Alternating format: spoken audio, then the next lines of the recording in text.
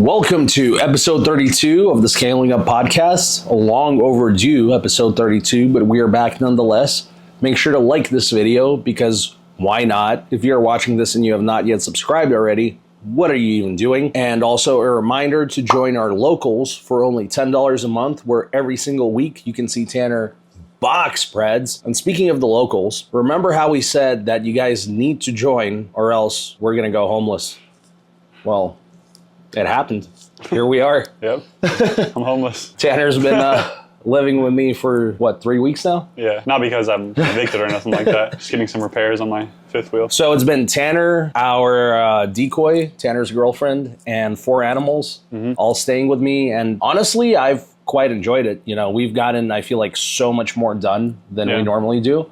Like, you would think we'd be knocking podcasts out. People are probably wondering, well, if you're so productive, where are the podcasts? But it's because we've been on the pred catch grind, like, nonstop since you came here. And literally, the decoy, your girl, is out of town right now. That's why we're doing this pod. So we'd probably be catching a pedo this weekend. Like, we literally just had this brief moment to get the pod in. But this level of grind, honestly, I feel like this is what it should have been. This is what we envisioned with you moving to LA. Yeah, that's why I need to move out here. Yeah, like you living an hour away. It's like you kind of moved here, but it still ain't it. Gotta drive here every fucking week. And it's your fucking internet, bro. Yeah. The transferring of the files. Bro, Elon Musk, get your shit together. Starlink's supposed to be good. I would just get any other internet at this point, bro. It's a disaster. Yeah, the transferring of the files every single week, the drive back and forth to get the files to each other, like that's... Takes days. Yeah, but so we've been just on a next level of productive since Tanner's been here, and hopefully we knock a bunch more catches out before you go back. And bro, get rid of that fucking fifth wheel. Like, fucking burn that shit, Finally, bro. now that it's getting repaired, I'm about to sell that shit as soon as I can. Just burn it. Just burn it? Yeah, just burn for like real. 50K. Yeah. Bro, at this point, you're probably losing more in opportunity cost than 50K if you keep staying. In the long run, yeah. So I'll sell it, don't worry. All right, hopefully it doesn't take another fucking year to sell it. And of course, as you guys know, in order for this podcast to get any views, we first, before we talk about what we actually want to talk about, got to talk about other men. Is this a man we're talking about this week, or is this who's the man of the day? We're talking about Heston James, aka Terror Cloud, who he's a jit. Yeah, I was gonna say, are we talking about boys or men in this podcast? He's a jit. But yeah, he went straight to jail. He got arrested in Arizona, and you guys might not know. Well, you guys definitely don't even know who, unless you know about the story. You probably don't even know who the hell I'm even talking about. Well, let me tell you, it's the guy on Instagram you've probably seen, or on TikTok. He posts these videos. Bro did this. Bro did that. It's usually him screaming in a store with backup screamers, or it's where he pulls up to Target or Chipotle with like 100 different employees. We actually looked at his page months ago, and we kind of like almost took some notes. Like, we thought he's doing some shit pretty good. For example, the bro did this thing. I legitimately, the first couple times I saw those reels, thought somebody else posted a video of this. What do you mean the bro did this? When he's like, bro actually brought a backup screamer. Oh, he's commenting on his own videos? Like, yeah, like I genuinely thought somebody else is posting like a viral reel. And that makes you want to watch it more for some reason. Like, when you're posting a video of yourself, I don't know why it's like not as appealing as if it's like a viral reel being reposted. Right. So we're like, damn, that's actually pretty smart. And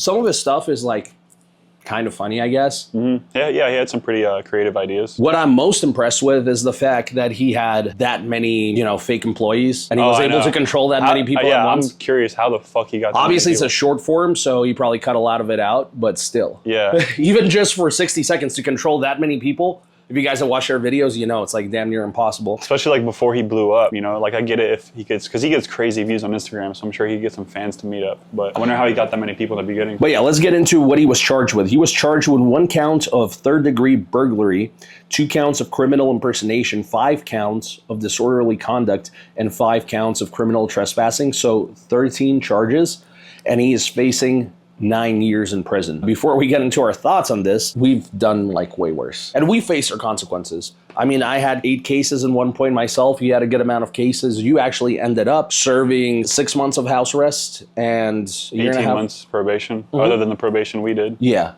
You had like triple probation. Total from all YouTube, I've done 3 years probation. 3 years probation from YouTube pranks. So, yeah, he's facing 9 years, but you were technically facing what? 5 years? Yeah, up to 5 years. So is he going to actually get 5 years? Like, when people report this and they're like, oh, he's going to get 9 years in prison. No, he's probably not going to get any time, realistically. It depends on where he is and who the judge is, you know. But also remember, Aiden Ross said he's going to cover his lawyer. Yeah, so we have a good lawyer. If he has Aiden's lawyer, like, he's So yeah, see, my lawyer chilling. sucked, but like thankfully for the judge, I didn't go to jail because the state wanted me to go to jail for a year, and normally they do what the state recommends. So there's actually been so much that happened, so many newsworthy things since we've done a podcast. There's a million things we could have talked about, but the reason I wanted to talk about this one specifically is for the people wondering why I don't want to do pranks anymore. You know, I've explained it a million times in the podcast, but if you need a visual example, Exhibit A. And Exhibit B would be Vitaly. Exhibit C would be Tanner Cook, the guy who got shot last year doing pranks. Right. And I'm surprised nothing worse has happened. That he got shot and he survived. I'm surprised nothing worse has happened. I'm pretty fucking surprised too. There hasn't been more violent cases. And Heston is actually the perfect example to bring up for us to talk about because he actually blew up on IG. He obviously has Aiden Ross backing him up. He has a lot of other people supporting him. So he's the best case outcome of when this happens. So you think it was all worth it, right? No, actually, as a matter of fact, you don't make any money off of IG Reels. None. And he has no sponsors, no links on his IG, which isn't surprising at all because nobody wants to fucking sponsor you when you do pranks. Unless you have a niche. Like I got lucky with the weed shit. Yeah, but for the most part, nobody wants to work with that. And the weed shit ended up fucking you even more than if he didn't have a sponsor to begin with. Yeah, like forced me to do content that wasn't allowed. So essentially, he did all of this for nothing. Now, he did build up a large following, which obviously that is something, but I'm curious to see what he does with it next because the following that he built up isn't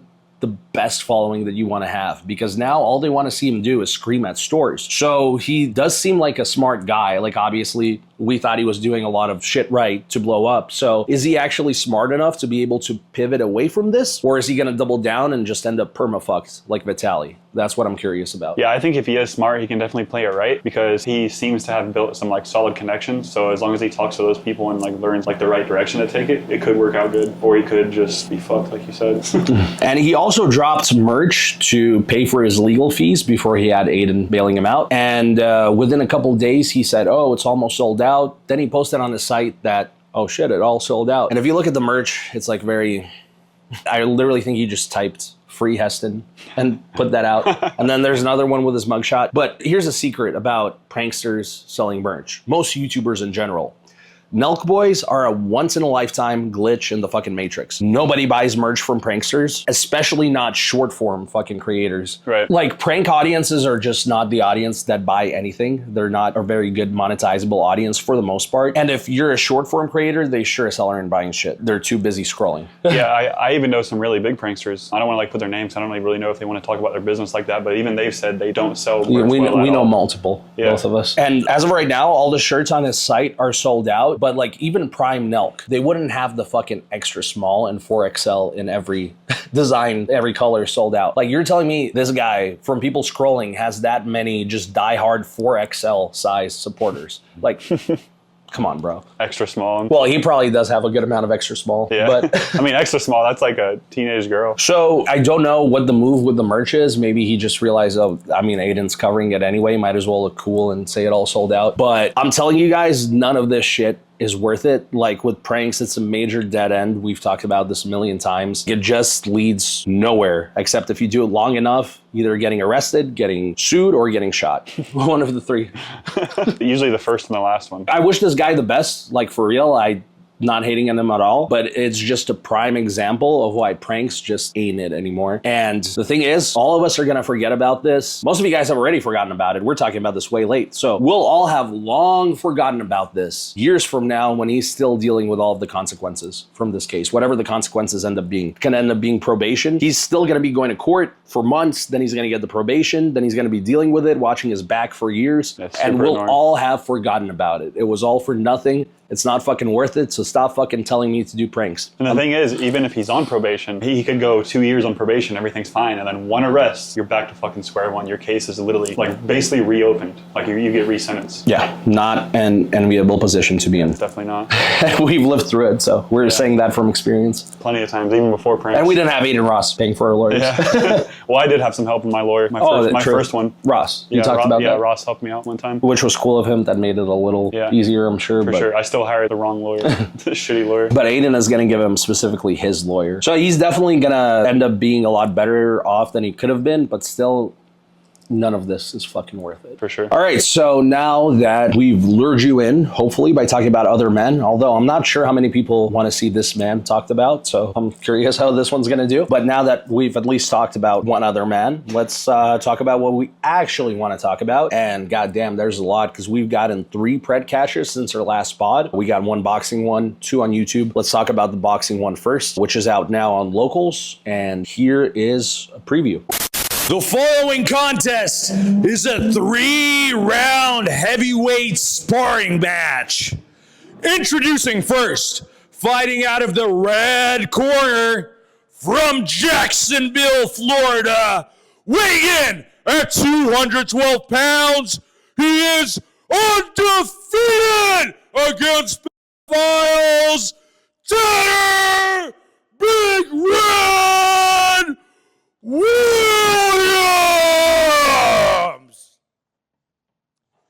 And his opponent, fighting out of the blue corner, from Anaheim, California, by way of Bogota, Colombia, weighing in at 201 pounds, Frankelito the File! Okay. Son, come. Listen my command. No punch. This one, no punch back, no push, no hold. Okay? Touch. Ready? Ready? Go. A few moments later. Stop! Stop! See this only on scalingupcatches.locals.com.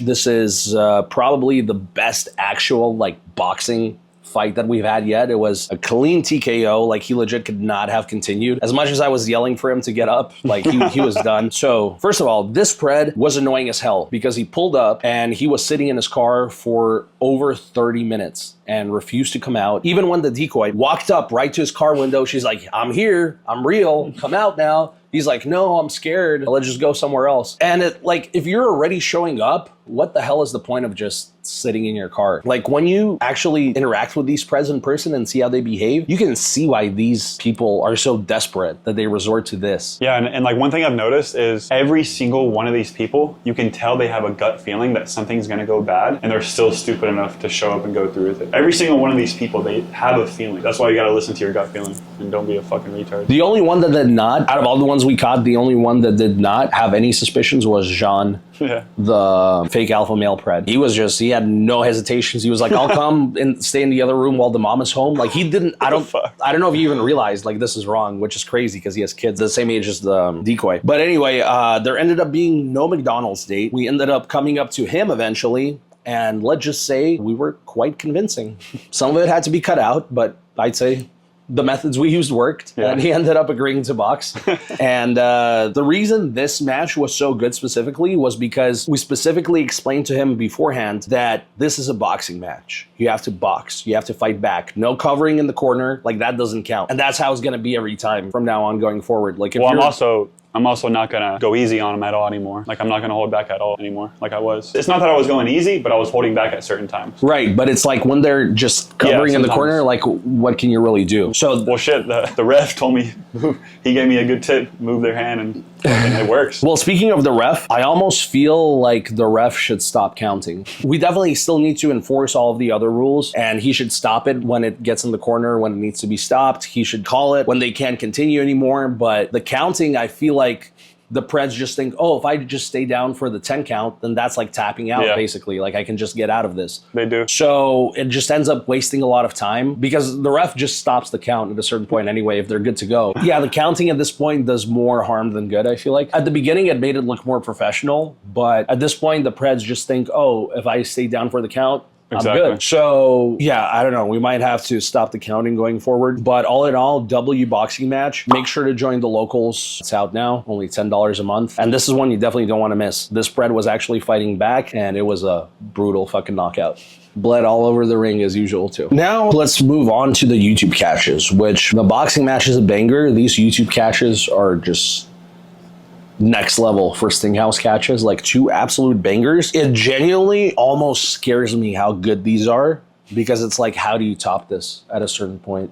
Like, I'm starting to have those thoughts. I mean, I feel like we're just getting started, bro. Like, there's no way that we're already peaking after like a few catches. We're just going to keep getting better and better characters, because I sure hope so. Well, because we're going to get, hopefully, like right now we're, you know, on like a certain level, but once we move up and like put more of in a investigation, it's going to be better characters. There's ways to level up always. I hope so, man, because right now it's like everything is so fucking perfect as far as the whole setup of it that it worries me how good it is. And I'll talk more about why in a little bit. But first, let's talk about the first pred. Ninos, who went by Tony, the Armenian pred. I was talking to him for a week and he was super needy and annoying. It's like, holy fuck, like I couldn't go to the fucking gym without him blowing me up. And then he's like, because I'm pretending to be I'm the one texting as if I'm the decoy. One of the days I was like, oh, I'm sorry, I just had a bunch of drama in my family. He's like, you need to text me no matter what's going on. I need to know where you are.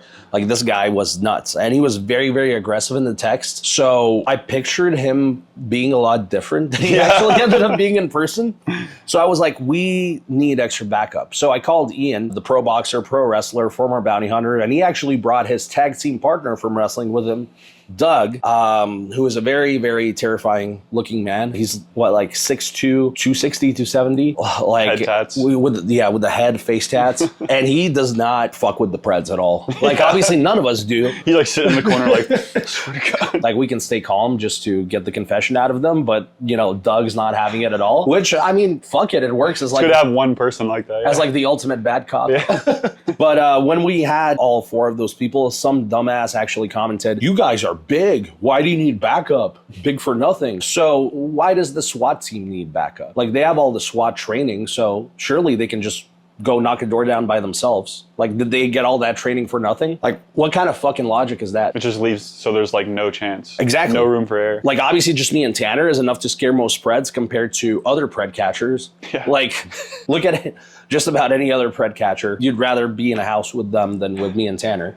But when it's all 4 of us, and it's all 4 fucking giants, like everybody besides me is a fucking fighter, like it's just game over. So it just significantly lowers the chance of them just running or attempting to do anything, or us having to wrestle with them because we are allowed to detain them. But, you know, that just eliminates the chance of it even happening, most likely. We can just focus on actually just getting the confession. Like, having everybody there is like more of a deterrent. It makes the preds like, no, not to fuck around to begin with. Yeah, it makes it a lot better for me to focus on like the production side of things too, like making sure camera's on and in the right position and all that shit, so I don't have to worry about the pred trying to run out or something, you know? 'Cause like Ian's right there by the door, so I know I can change the cameras and stuff. Yeah, same with like when I measure them and shit. I can film it and not have to worry about looking what he's gonna do. Like, if I've got my hands occupied with the tape measure, at this point you're in the corner setting up the camera.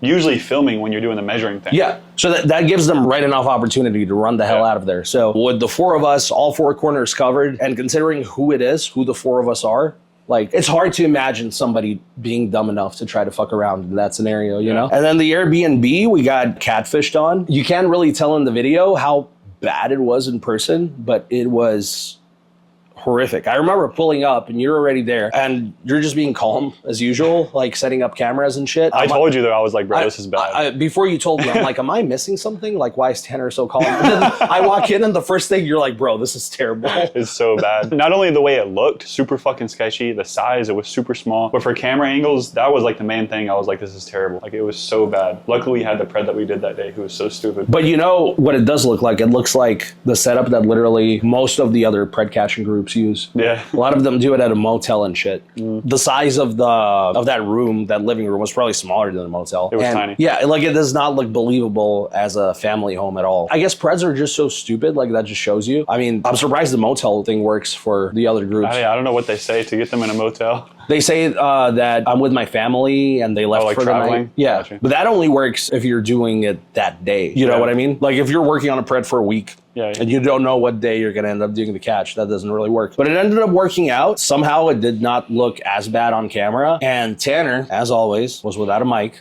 So us actually being like all cramped together actually worked. Hey, it wasn't my fault this time. The task cam was But broken. I told you beforehand the task cam was broken. And you're like, nah. I didn't remember it breaking, bro. But like, and then I watched it and I was like, this is a muffling sound. Let me down, task cam. To be fair, that task cam is like probably 5 years old, and I've used it for every single one of my videos up until I moved here. Yeah, but bro, that's just unacceptable. Not having a mic. And it was bad. like I wanted to scream when I found out because I'm the one who does the subtitles. So luckily that was one of the days where I kind of was actually talking louder than I normally was. I don't know why. And you were super close to me, luckily. Yeah, for some reason I was actually talking kind of loud that day. By the way, guys, if you don't even know what we're talking about with this catch, make sure to check it out. This catch was next level. I don't even know where to begin with how good this was. Like, so much happened. Drew was like, yeah, go watch that shit. Why is she so cute right now? She's like exceptionally cute right now. Look at that. But yeah, the pred was just such a character with the four of us. Doug there going crazy. It was just, I don't know, just so good. And then Sanders, the cop at the end that shows up. The scene with him and the cop at the end is like something straight out of Cops or like some sort of comedy cop movie. Like I was dying watching that. Like obviously when I edit, I have to watch it over 100 times. I was dying every single time, like laughing my ass off. Was that the first time Sanders was in it or the second time? That's the first time. That was? Yeah. Also telling them that they're going straight to jail. Oh, it's so fun, bro. It's a game changer. It's so satisfying. Bro, the fact that we're allowed to actually detain them, that makes it, you know, we can actually say shit like that. And it's like an advantage we kind of have on a lot of other pred catching groups. Like they have to do the whole, you're free to leave and like manipulate them into saying, like, we don't have to manipulate shit, luckily. Like, it's just like, no, you're going straight to jail. What are you going to do about it? That's like some real Dexter shit. Like when Dexter like channels his urges, that satisfies my urges, just telling them that they're going to jail and there's nothing they can do about it. Just looking in their eyes, and just when they realize it, you know? That's definitely something we got to keep doing when cops take longer to arrive. Sometimes they arrive in like 10 minutes and we don't see it coming at all and we're not done with our conversation yet. But in situations like that, both of the last two catches, raw, were over an hour. So when it's like that and we've already gotten everything out of the way, like, yeah, you're going to jail. Now we wait. What do you want to do about it? And then speaking of Dexter, since we're quoting Dexter now, in one of the recent episodes, little spoiler coming for people who haven't seen it yet, but there is a serial killer who actually kills child predators. And eventually it turns out that she doesn't actually like killing preds specifically. She just likes killing. And she says, I am the predator. And then I was thinking, like, should we use that line? We are the predators. But now in the context, I mean that in we're predators for predators. Like we prey on predators. Yeah, that's not the only meaning for predator is being a... Right. You know, but like I just think that's savage. But does that come off wrong if we start saying that? We are the predators. I feel like we got to put it in the narration or something what we're talking about. But if it becomes a catchphrase, you can't say it every time. I don't know. What do you guys think? We get comments, whether it's good or bad. And this one was so fucking good once again. But then one of the worst things that could possibly happened about an hour or so in, and this one was getting way more views than normal, getting way more comments than normal, more likes, everything, engagements. It gets fucking age restricted, which means that the views are basically stopped. Like it's flatlined, it's done, the video's dead. So we had to put it back up, which is like, that's another traumatizing thing as a creator, because now instead of all of the amazing good comments it got at first, all the comments are re-upload, repost. Real ones know this is re-upload, why? I'm tripping, didn't I just watch this? Yeah, and then somehow it got way more comments about the decoy looking 100 than it normally does. Yeah, probably because all the good ones like... Yeah, because all the real, like, best fans, like, watched it the first hour, and then all the, oh, your decoy looks 100, people come the second hour, I guess. And then the fans are commenting, I just watched this. So, okay, if you're a real fan and your favorite creator re-uploads a video, never fucking comment re-upload, never fucking comment, real ones know this is a re-upload, don't comment, I just watched this. Comment the same thing you commented on the first video. Real ones should know that. Real ones really should know that. For fuck's sake. Come on. It's just like adding salt to the wound. When that video that we just spent 5 days editing together, two people spend 5 days of our life sitting there, editing it, making sure every second, every audio, like everything is perfect. One of our best characters yet. Like one of our best videos that we've done. To have that shit, like have the views killed, and then just to get those, oh, re-upload, repost, why, comments, that's just like salt to the wound. So yeah, that fucking sucked. But luckily I fixed the issue that it had, so it's all good now. So go ahead and check out the video now if you haven't already. Banger. And if you did watch it the first time and you're a real one, and you didn't know anything of what I just told you, go leave the same fucking comment you left before. Don't be a fucking asshole. Be a real one. If you're a real one. All right, I want to take a smoke break. Then we'll talk about Quang. Bro, why is Drew so fucking cute? I can't. All right, so once again, that catch that we got with Ninos, the wannabe gangster pred, I thought was like as good as it gets. And what's scary is that the next catch we got somehow feels like it somehow topped that one even more. So this one, Monday and Tuesday, I was still editing. So I was literally texting back to him. I'm surprised this one even ended up happening because a lot of times you got to sit there and entertain these preds like full time. I was literally like editing, and in the middle of editing, I'd just pick up the phone, quickly respond, like, are you trying to get married? Sure, I'm down. Then he sends back like 5 paragraphs. In a couple hours, I respond, sure, that's cool. He sends another 5 paragraphs. Like, that's how the conversations would go. Jeez. I didn't really start working on it until Wednesday. So this guy thought he was being smart. He was only sending emojis. I had to try really hard to even get the emojis out of him because he was trying to avoid saying anything incriminating, quote unquote, in text. So I did not know how this was going to go in person. Like, are we even going to get a confession? If he denies everything, then what do we even have? He did say he wants to bring sex toys. So I'm like, make sure you bring the toys. So we at least have that evidence. Yeah, I was not expecting just his whole character based off of the text. Dude, it was fucking creepy. It was like some serial killer interview or some shit. He was looking at the cameras. Every time he would look at the cameras, it felt like he wanted to say the sickest shit he possibly could to like seem like that, like become that viral villain or some shit. I don't know what it was, but this guy was like just straight creepy. And yeah, he ended up saying way worse than we expected. Apparently he had met up with 4 other minors in the past. To help them with his methods? Yeah, so he claimed that he came to help the decoy by bringing sex toys and potentially showing his private parts. But when we asked if he had done this in the past, of course we were expecting no. Like they always say, no, this is my first time. He says, actually, yeah, I have. I've done this with 4 other girls in the past. So yeah, this one was fucking wild. And then Officer Sanders was back for this one. As soon as I saw him walking up to the door, I was almost like fanboying after editing that last video. It's like, I don't know. It's like seeing somebody I've watched on a TV show for years or some shit. When he started doing the gloves thing again, like putting on the gloves super slowly, like I was trying to hold back my laughter so his hard. His face expressions, right? Dude, Sanders is a fucking W. I hope he comes out for every catch we do from now on. We're gonna do it on Friday at 6 p.m. Yeah, all of the Alhambra cops are super cool, but the Friday squad specifically is just like next level. And Sanders is the GOAT. And that's another catch that you just have to see. A pred just willingly confessing all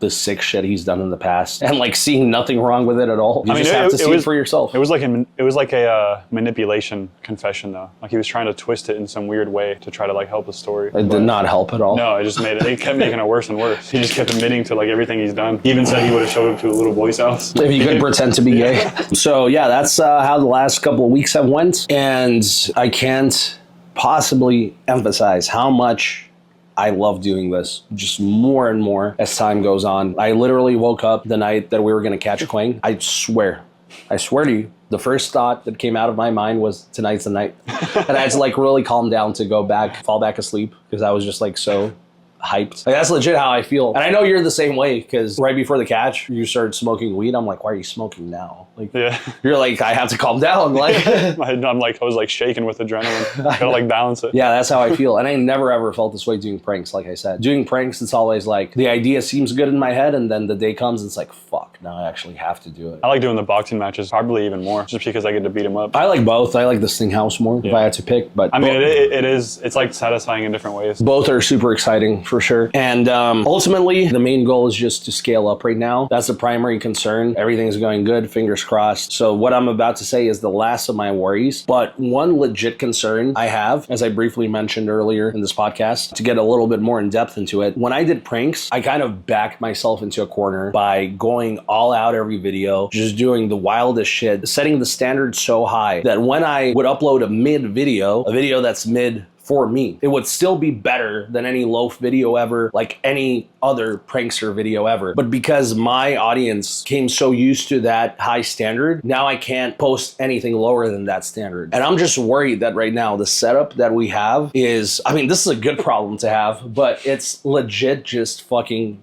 perfect. Like with the fucking Sting House that we get for relatively cheap. The police that, like, what other pred catchers do you see the police like being so involved and so willing to help? They're almost like doing their own little To Catch a Predator investigation in the middle of the videos. They're super cool. Like most of the times the cops show up in these different towns, they're disinterested. They're like, so you did what? Well, honestly, I feel like it's because we're grown-ass men too and we're very respectful. So I feel like most of the time cops will probably be like respectful back to us because we know how to talk to them. Most of these teenagers don't, for one. And also, I feel like as good as the cops are, it's not like the main focus of the video that people want to watch. It's like the more like weirdos. So I feel like we can always get worse and worse weirdos, which will keep the videos better and better no matter what. I'm not gonna lie though, I do feel like the cops are becoming a big part that people do want to see. Yeah. Like usually you'd want to skip the police interaction, but in our videos, like I feel like it builds up to the right moment. Like our interrogation, and then it's just like the final boss, like the police walk in, which is how it should be. But yeah, so what if something happens one day where we can't do it in Alhambra anymore? There's a new district attorney or something. They're like, yo, we're not coming out for the catches anymore. Like it happened in Glendale. When we try to do the catches there, like, are we just screwed when we start posting catches that seemingly don't seem as good in comparison? So if we have to downgrade our sting house, downgrade the police like it's some disinterested cops, am I gonna have to deal with the same shit? Like, oh, what is this? Your catches used to be so much better. I feel like we'll be able to find a county where the cops are good. We just have to move around until we find it. Because like most people don't think like that. They just catch wherever they can. But if we just keep looking for the right county and see how the cops respond, and then we'll eventually find a good one, you know? Yeah, like right I'm even now, down to move. Like if we have to a different city or state or whatever, you know? If they're better in Texas, Vegas, I don't know, whatever, I don't care. right. And eventually I do want to travel for the Ultimate Sickos, like we've talked about from the start. But man, the way it's going right now in Alhambra, just so fucking good. Like the setup, like if you're watching this until the end and you haven't seen those videos, then for real, what are you even doing? Like, you gotta watch those videos. That's where it's at. So, yeah, man, I'm just super grateful. Everything's going so well with that. And, I mean, to be fair, like I said, the main goal is to scale up. We haven't quite done that yet. So, this should be scary for me right now. This should be like, holy shit, like, if this doesn't work out, then what then? But, like, I don't know. I have a good feeling about it. Me Like too. everything's just falling into place, it feels like. Yeah, I mean, there's still always complications, but that's with everything. I mean, it feels like we have more complications than normal, but shit, that just makes the eventual scaling up story just that much cooler. Yeah, true. So if you guys want to support that story, you already know how you can do that. You can sub to the locals to make sure that Tanner isn't homeless forever. For real. Hopefully I don't join him. Yeah, we're both gonna be homeless. Yeah, in Skid Row. Predator Poachers, Skid Row. So guys, make sure to join the locals, only $10 a month, and you get premium content that you will not get anywhere else. We've talked about this a million times, but normally when people post on locals, Rumble, whatever, when they have content behind a paywall, that's their slop content, that's their throwaway content, that's the content that they're like, oh, well, only a couple hundred, couple thousand people are going to see this, who cares? Just with us, no. You're paying for premium content, you're getting our best fucking content. I mean, the YouTube content's pretty fucking good, don't get me wrong, but you can't see this anywhere else. Right. And I'm telling you guys right now, every boxing match is going to keep getting better because I'm not fucking around with them anymore, for one. And I also just started training boxing like 4 months ago. So I'm only going to like continue to get dramatically better in boxing over the next few years. So like I'm going to learn how to punch harder and just learn how to make it look cooler and better and just... yeah. You know. Also, I mean, just to correct you, you have been fighting all your life, just so people aren't like, oh, you talk all this and you just started boxing for... Yeah, he just started boxing 4 months ago. Right. He's It's been different. fighting all his life. Yeah. But we're starting to figure it out with the boxing matches too. Like at first, we were just happy to get them into the boxing gym to begin with. We didn't know about the whole complication of what if they just cover in the corner. Like now we know. So now we're going to make sure to prevent that from happening. So the boxing matches are only going to get better than they've already been. So yeah, that's pretty much everything for this week. There was so much newsworthy stuff we could have talked about. Maybe we'll save that for the next episode, whenever that'll be. Because honestly, right now, while we're together and the decoys with us normally, like we're really taking advantage of this time to just pump those fucking catches out. But yeah, that's pretty much it for this week. Thank you guys for watching, and until next time, we're out of here.